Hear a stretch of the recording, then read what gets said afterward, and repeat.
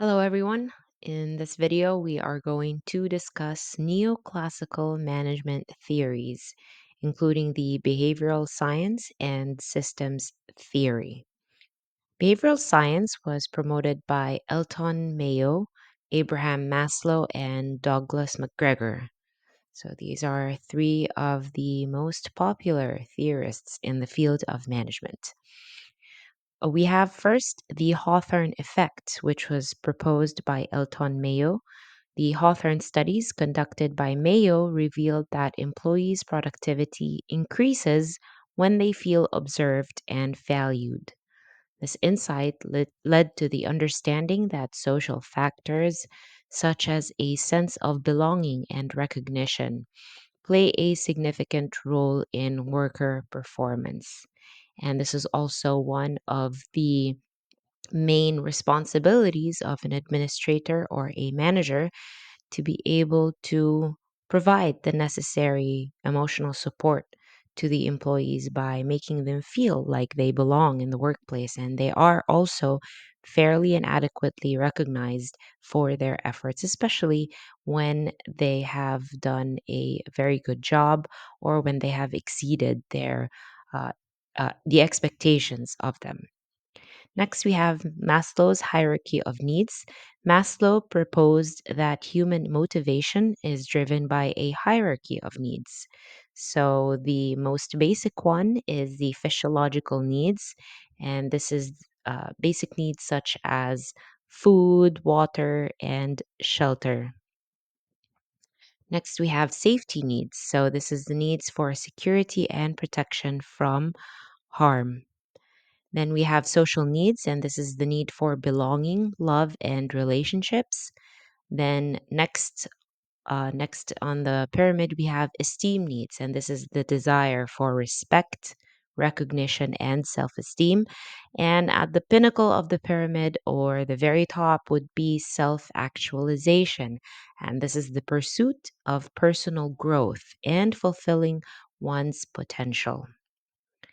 The next theory is the theory X and theory Y that is proposed by Douglas McGregor. So, McGregor's theory X and theory Y present two contrasting, very different views of human nature and motivation. Theory X uh, posits that people are naturally lazy, they avoid work, and they need strict supervision and control. While theory Y, on the other hand, assumes that people are self motivated, they enjoy work, and seek out responsibility. In a public administration setup, applying these principles would mean that you create a work environment that recognizes and addresses employees' social needs, such as when you send them out for team building and other team activities, or if you want to address their esteem needs, such as when you give them the appropriate awards and you hold recognition programs so that you can publicly award them in front of other workers and other people who work in that company or organization. A theory Y approach might involve giving employees more autonomy and encouraging them to take on leadership roles in projects.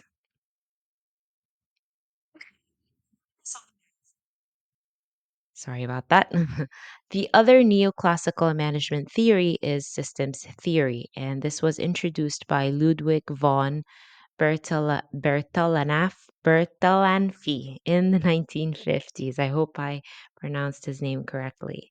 So, the components of the systems theory is number one, interdependence of parts. So, what does this mean? It means that the systems theory emphasizes that all parts of an organization are interconnected. So, that means that if there is a change that takes place in one part of the system, this will have some type of effect on other parts, and sometimes even in unexpected ways. We also have open versus closed systems. An organization can be viewed as an open or closed system.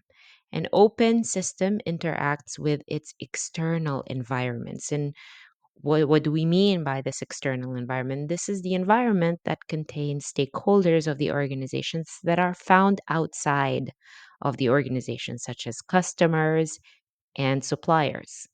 While a closed system is more self contained and it is less influenced by the external forces.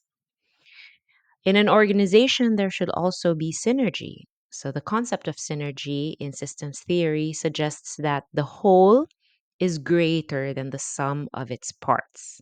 Okay, again, the whole is greater than the sum of its parts. When all parts of an organization work together effectively, the organization can achieve more than it could by simply adding up the contributions of individual parts. So there is power, there is coordination, there is more contribution and more value in the overall output when there is synergy between the different parts of an organization. Lastly, we have feedback loops. So the systems theory also incorporates the idea of feedback loops. And this is where information from the environment or within the organization is used to make adjustments and improve performance. So this is very similar to the control function of management.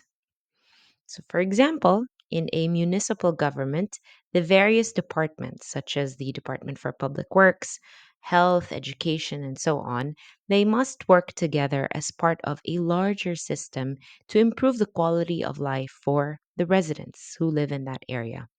For example, improving public transportation, which is the task of the public works, can have a positive impact on access to healthcare services, which is managed by the health department. And so, through this example, we are able to demonstrate the interdependence of parts.